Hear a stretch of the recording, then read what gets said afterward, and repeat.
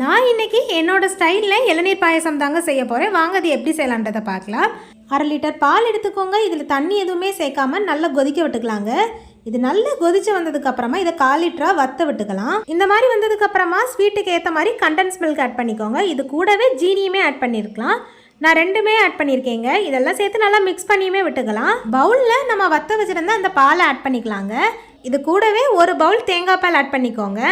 இளநீரில் உள்ள வழுக்கையை குட்டி குட்டியாக சாப் பண்ணி அதையுமே இது கூட ஆட் பண்ணிக்கலாங்க.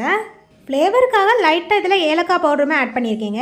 இது எல்லாத்தையுமே நல்லா மிக்ஸ் பண்ணிவிட்டு ஃப்ரிட்ஜில் 1 ஹவர் வச்சு எடுத்துக்கலாம். 1 ஹவருக்கு அப்புறமா நம்ம ரெடி பண்ணி வச்சுருக்கிற இளநீர் பாயசத்தை வெளியே எடுத்துக்கலாங்க. இதை இப்படியே சர்வ் பண்ணாமல் இதுக்கு மேலே கொஞ்சமாக பாதாமை துருவி போட்டுக்கலாங்க. இப்போ சர்வ் பண்ணால் சூப்பரான இளநீர் பாயசம் ரெடி ஆயிருங்க. டேஸ்ட் ரொம்ப சூப்பராக இருந்துச்சு.